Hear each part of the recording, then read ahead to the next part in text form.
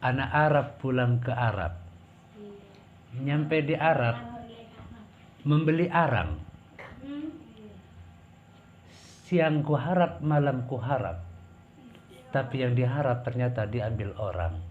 Aduh, sakit.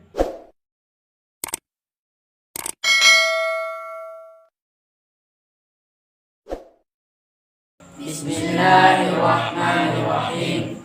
Qad faza. Qad faza siddiqun bi tasdiqin lahu wa bil uruji sidqu wa fa'alahu. Qad faza siddiqun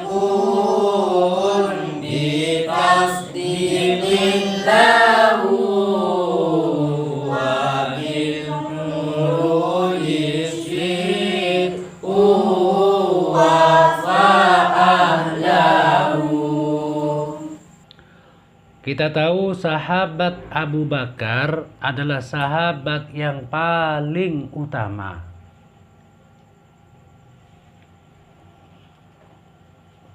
Makanya sepeninggal Nabi Muhammad, ketika Nabi sudah wafat, yang menggantikan dan sebagai penerus pemerintahan di Madinah adalah sahabat Abu Bakar. Kenapa Abu Bakar? Karena Abu Bakar ini adalah yang paling senior, yang paling pertama masuk Islam, yang paling kenal dengan Kanjeng Nabi. Sahabat Abu Bakar itu adalah teman Nabi sejak kecil, kancana amain. Tahu betul sifat-sifat Nabi Muhammad sallallahu alaihi wasallam. Bahkan Abu Bakar itu telah menyimpan keimanannya jauh sebelum Nabi Muhammad diutus sebagai Rasul. Dia sudah tahu. Abu Bakar As-Siddiq itu tahu bahwa Nabi Muhammad itu akan menjadi Nabi. Itu jauh sebelum Nabi Muhammad menjadi Rasul. Tahu dari mana? Oleh dari Amma Oning. Nah, ceritanya adalah Abu Bakar itu adalah seorang pedagang. Lengeleleng. Ketika sampai di luar, ketika sampai di Syria, Abu Bakar itu ketemu dengan beberapa rahib Yahudi.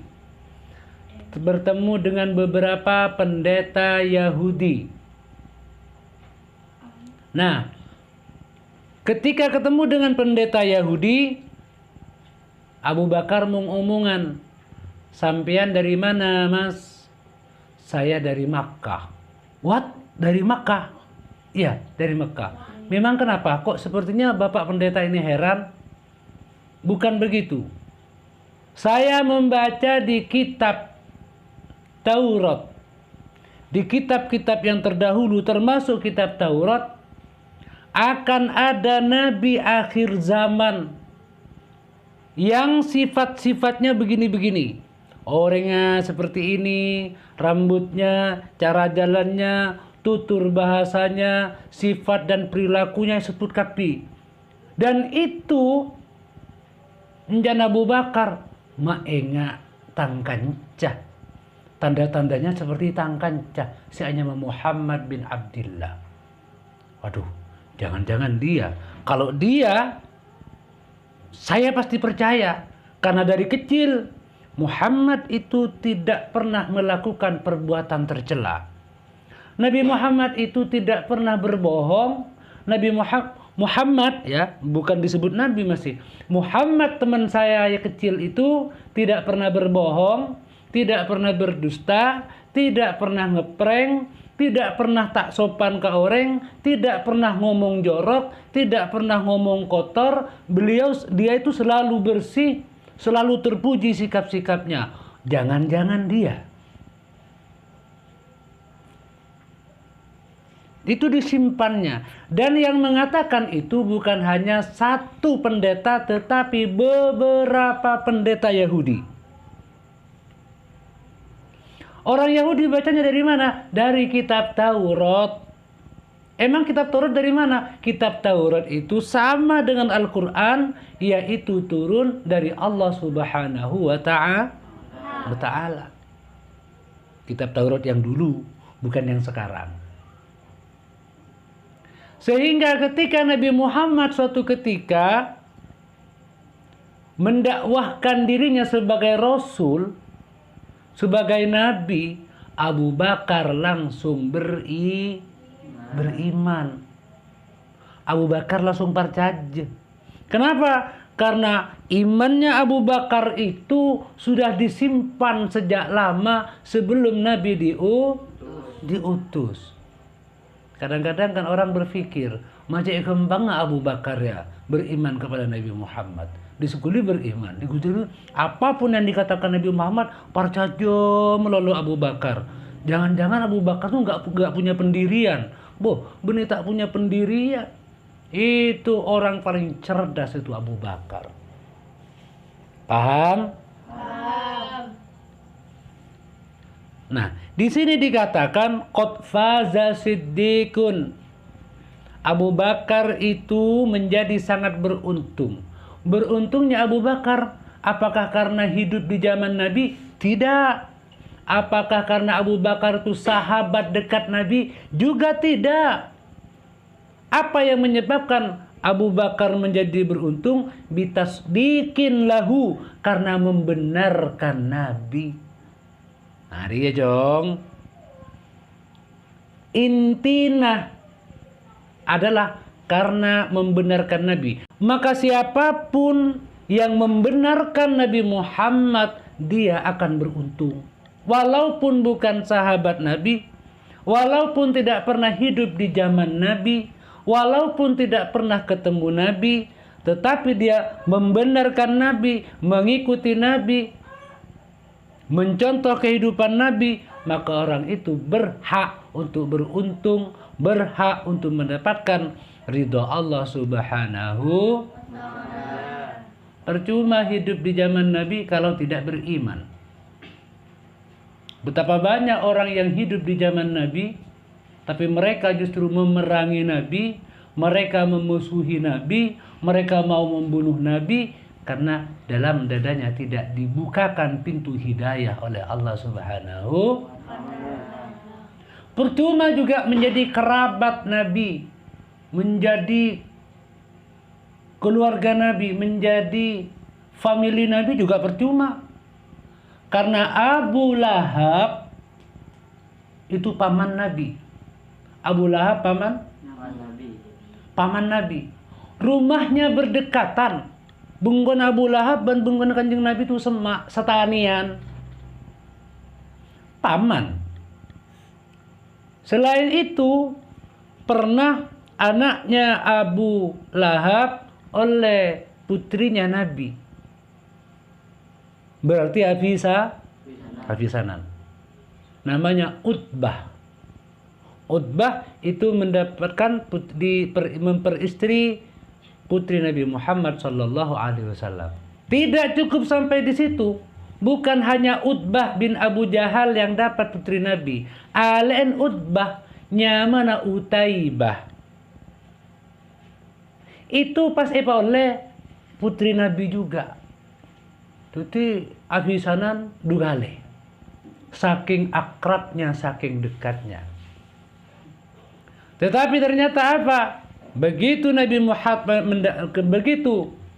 Muhammad mendakwakan dirinya sebagai Rasul, ternyata Abu Lahab menjadi orang yang paling merintangi agama, paling memusuhi Nabi Muhammad sallallahu alaihi wasallam.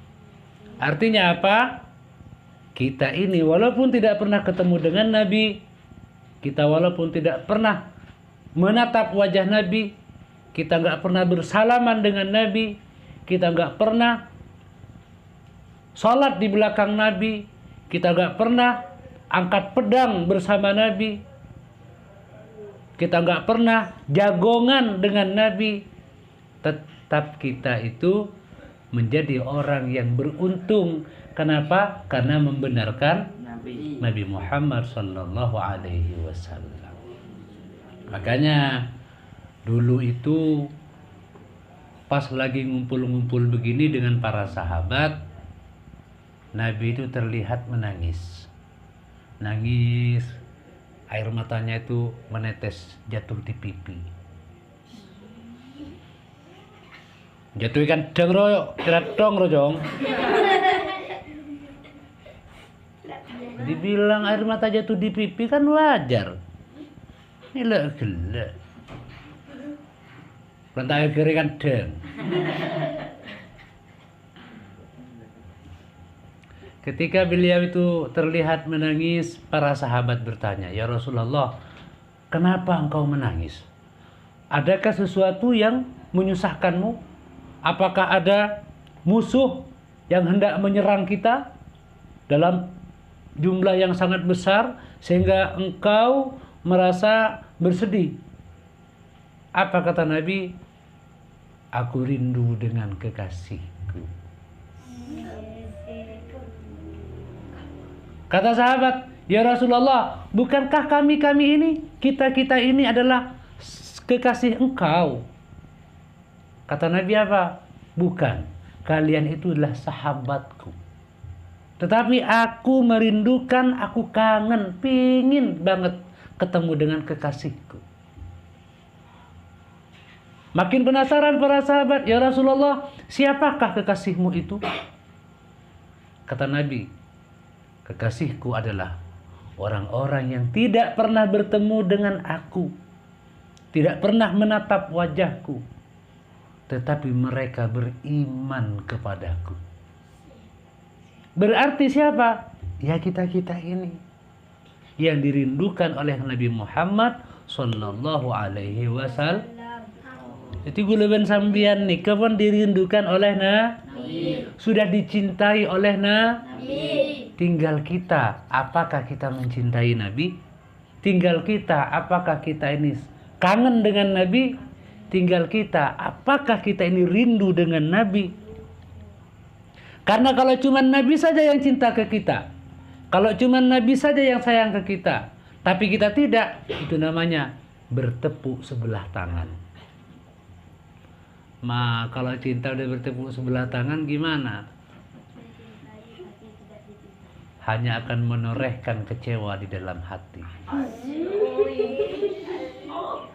Anak Arab pulang ke Arab, nyampe di Arab, membeli arang. Siang ku harap, malam ku harap, tapi yang diharap ternyata diambil orang. Aduh, sakit.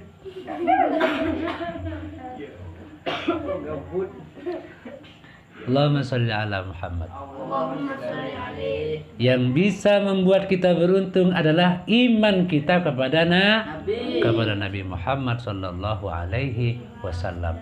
Bukan karena kita ini bersama dengan Nabi, bukan karena kita ini hidup di zaman Nabi, bukan karena kita pernah menjabat tangan Nabi, bukan karena kita pernah melayani Nabi, tetapi karena kita tasdik, beriman, membenarkan Nabi Muhammad sallallahu alaihi wasallam. Juga bukan karena keturunan. Benih bulan keturunan. Ustaz dulu pernah ceritakan ketika Siti Fatimah wafat, kemudian mau dikubur, epekol semikol itulah Sayyidina Ali bin Abi Thalib lakena. Yang sebelah kiri dipikul oleh Sayyidina Hasan, putrana Siti Fatimah. Yang di belakang sebelah kanan yang memikul adalah Sayyidina Husain, putra keduanya. Yang di sebelah kiri belakang adalah Abbas, Sayyidina Abbas bin Abdul Muttalib. Siapa itu Abbas? Abbas itu adalah paman Nabi, berarti embala. Ekebe ke pemakaman, depak ke area makam, dan kita sekufuran. Ada sahabat namanya Abu Dzar Al-Ghifari. Abu Dzar Al-Ghifari berseru ke kufuran. Kufuran Eventain. Kufuran, ran. Eho. Tahukah kamu siapa yang datang padamu hari ini? Nih. Dia adalah Fatimah, putri kesayangan Rasulullah, istri Sayyidina Ali, ibunya Hasan dan Husain.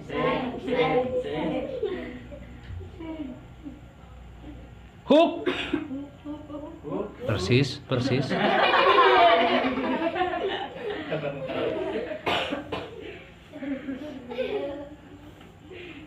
Oh, taruh nurok kok sekalian benih kok. Baan jadi sekalian.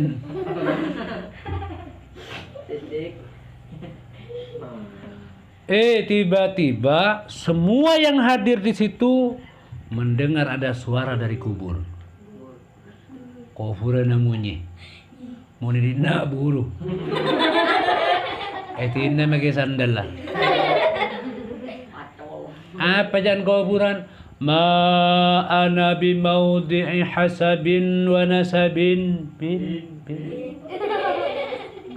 wa innama ana maudi'ul amalis salih. Aku ini bukan tempatnya nasab, aku ini bukan tempatnya keturunan. Jangan ada siapapun membanggakan keturunan di dalam aku. Jangan ada orang yang membanggakan harta, jabatan, atau nasab keturunannya. Karena aku hanyalah maudi'ul amalis salih. Aku inilah tempatnya amal saleh. Siapapun yang kalau di dunia itu beramal saleh, maka dia akan selamat di dalamku. Tetapi kalau dia itu tidak benar, lakona tak bener, tak beriman, jangan harap dia bisa selamat di dalam aku. Ini cakap juaki bulan seanan peresimin, bulan seanan kiai, bulan keturunan darah biru, apa boleh kerukun pangkat jabatan dan harta ada. Apa kata Nabi Muhammad, al jannatu liman ittaqa walau kana 'abdan habasyian. Surga itu adalah bagi orang yang bertakwa, siapapun yang bertakwa. Apa jola aku nangare, apa jadi koli bangunan, apa orang jadi tegang roce, apa orang jadi laku mikol cuko, apa orang jadi nangkele melolo. Bahkan seandainya dia hidup di kolong jembatan sekalipun, kalau dia bertakwa kepada Allah, maka dia berhak mendapatkan surga. Wan naru liman aso. Neraka itu bagi orang yang durhaka. Neraka itu bagi orang yang tidak taat, tidak patuh kepada Allah. Walau kana sayyidal Arab, walaupun dia adalah pimpinan orang Arab. Juba nang lelet tanah, jonggun depaka, tabun, surbana werkleweran, tapi mun tak takwa ke Allah, tempatnya adalah neraka. Jadi jangan jangan tertipu oleh penampilan. Jangan lihat sarungnya, Cok. Lihat isinya. Ya maksudnya orang rumah makilah sarungan, tapi mun tak takwa ke Allah percuma. Makilah orang celanaan melolok. Kemudian akaosan celanaan, tak tahu mana songgoan, sepatuan, tapi mun bertakwa ke Allah berhak mendapatkan surga. Kita. Jadi Jangan kita terkecoh. Jangan berpikir Polanco jadi saking audit di zaman Nabi enak, belum tentu.